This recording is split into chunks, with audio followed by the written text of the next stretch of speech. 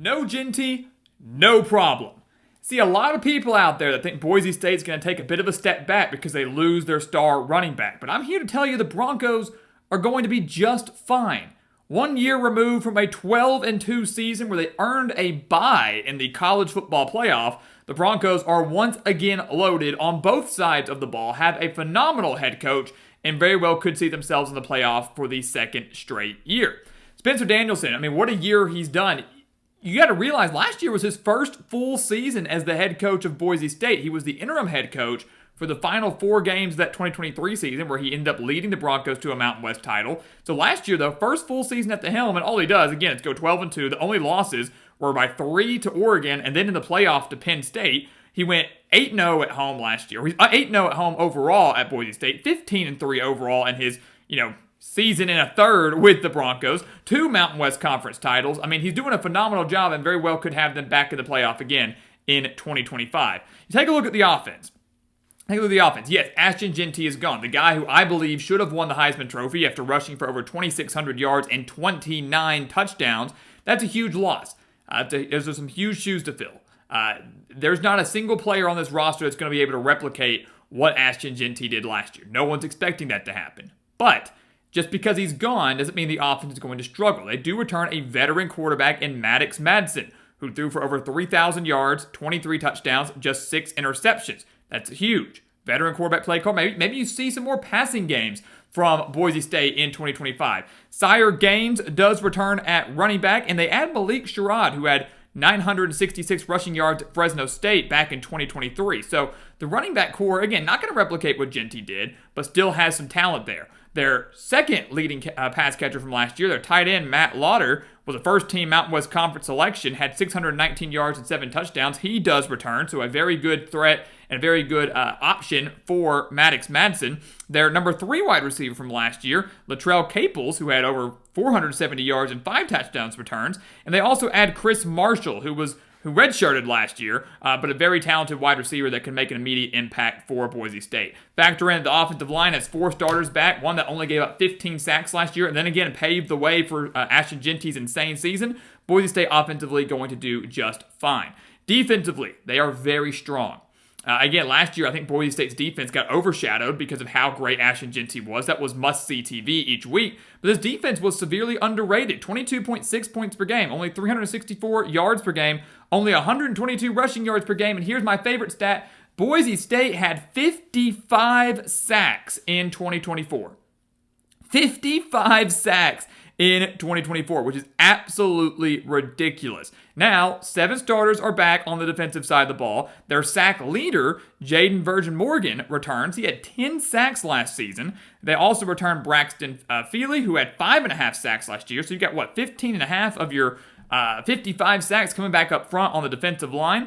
The linebackers are led by Marco Notarani, who was 5th on the team last year with 60 tackles and 3.5 sacks. And the secondary is led by their leading tackler from last year, and Ty Benefield, who had 82 tackles. So look at that. Your number 1 tackler returns. Your sack leader returns. Your another top sack leader in Braxton Feely returns. Your 5th leading tackler returns. And then the secondary, outside of Benefield, does return Zion Washington, Jeremiah Irby, and Amarian McCoy, who had a ridiculous 14 PBUs in 2024. So again, I don't know how much I can stress it. I have a lot of faith in this offense. I have a lot of faith in this defense that could really carry this team this year. And then when you look at Boise State's schedule, you realize it's not that bad. The Mountain West really isn't that deep. It isn't that competitive. And the Broncos could once again run the table and find themselves in the college football playoffs. So let's take a look. I will say right now, I think they start 4-0. 4-0. And I would like to caution, though, the 2 road games there, at USF and at Air Force. That USF game is really interesting and is a huge trap game in the first week of the season because, once again, the Broncos are going to have a lot of high expectations, could open the year ranked in the top 25. I think this game could be very similar to Boise State's season opener last year. They went on the road to Georgia Southern and won that game 56-45, a back-and-forth shootout.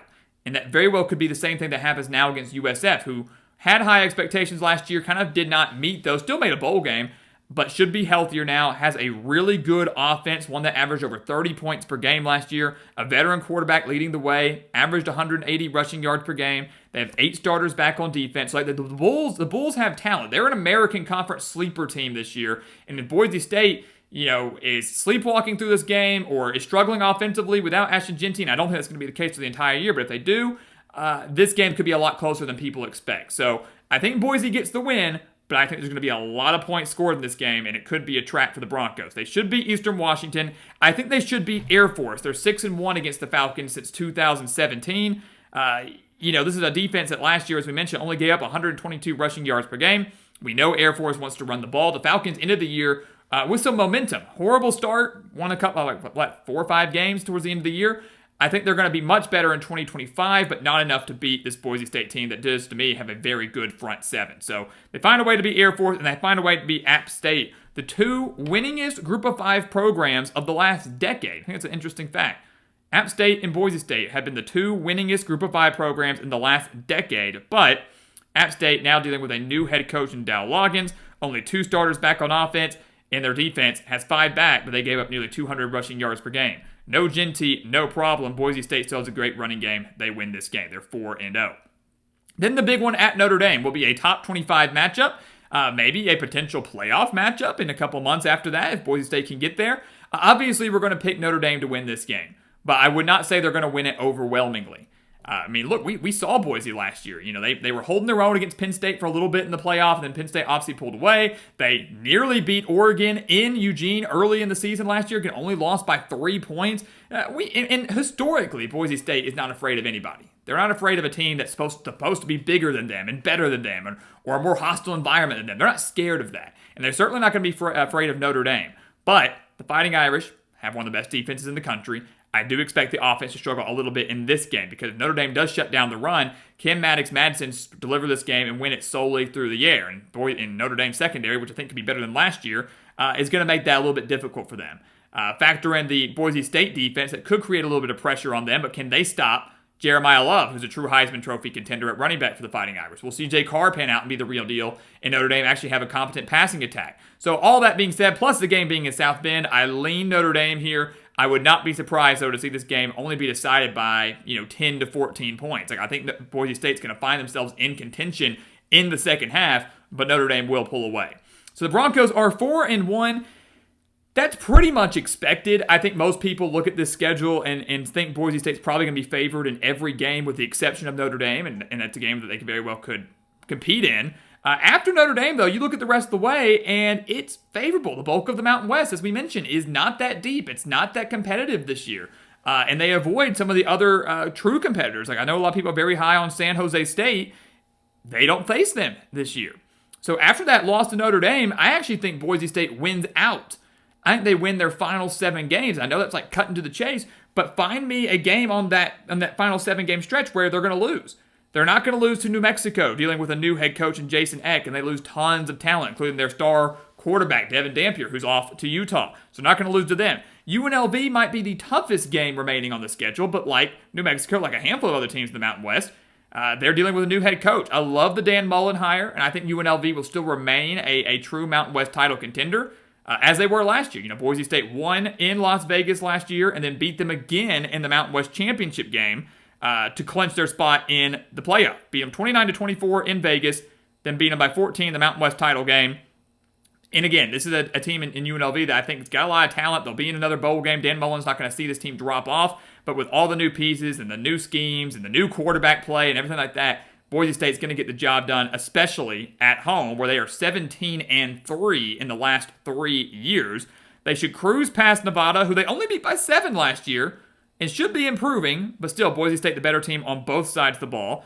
They should beat Fresno State, who I actually like a lot this year. I love the hire of Matt Ince as the head coach. E.J. Werner coming in at quarterback. Could be a solid team, maybe a sleeper team in the Mountain West, but once again, Boise getting them at home. I'm going to like Boise State a lot in that game. They get a bye week after that. They should cruise past San Diego State, who they beat 56-24 last year and still in the middle of a bit of a rebuild. They should beat Colorado State at home. Only 2 starters back on defense for the Rams this year. Again, secondary might be tested by Braden Fowler and Nicolosi, but I like Boise State. And then Utah State. They beat them by 32 last year. Bronco Mendenhall, the new head coach for the Aggies, which is, again, a phenomenal hire. But this is a defense that gave up over 470 yards per game last year. And while Mendenhall will right the ship, will get the Aggies back to being more competitive and where they want to be, not going to be nearly enough to beat Boise State. Not by any means of the imagination. So, I mean, again, Boise State is the king of this conference. We know that. And there are not many teams in the Mountain West that can challenge them. San Jose State maybe could hang with them. UNLV maybe could hang with them. And then maybe you see a shocking upset somewhere along the way. I mean, Nevada played them close last year. Only winning by 7 for Boise State. Air Force is always a tough team to deal with. It's because of the way they run their offense. So, Boise's going to have to bring their A game every single week because a loss in Mountain West Conference play will eliminate them from the playoff. If they lose to Notre Dame and they lose one conference game, they're done. They will not be the highest ranked Group of 5 champion because the strength of schedule simply isn't that good. That's how this is going to work. So if they lose to Notre Dame, okay, no harm, no foul. But then you lose to, Colorado State, yeah, they're done. They're done. Even if they go on to win the Mountain West, they're not going to get in. It's going to go to a team in the American. Could go to a team like James Madison maybe in the Sun Belt. Who knows what the Group of 5 race is going to look like. But bottom line is Boise State is the front runner again this year. Boise State is the front runner to make the college football playoff as the Group of 5 representative. They did it last year. They're the front runner to do it again this year, and they absolutely have the team to do it. They have the head coach to do it, and they have the schedule to do it as well. Boise State 11-1 will make the Mountain West Championship game. We'll predict our Mountain West champion and the Mountain West title in just a few days. We'll have our official predictions for the entire conference coming your way here, but the Broncos in great shape to make the playoff for the second year in a row. So guys, as always, thank you so much for watching us here at the Gridiron Expert on YouTube. Make sure to continue to like, comment, subscribe, share our videos. Check out everything down in the description below. That includes our website, thegridironexpert.com, home to our expert picks. Hurry up and sign up for those picks today. Season's just around the corner. Our first pick's coming on in just a few weeks, right before week 0, so you do not want to miss out on those. A link for that in the description below, along with our weekly newsletters, also over on thegridironexpert.com. Go sign up, take advantage of it, become a member of our GE Nation today. And once again, as always, thank you so much for watching, and we'll see you next time right here on The Gridiron Expert.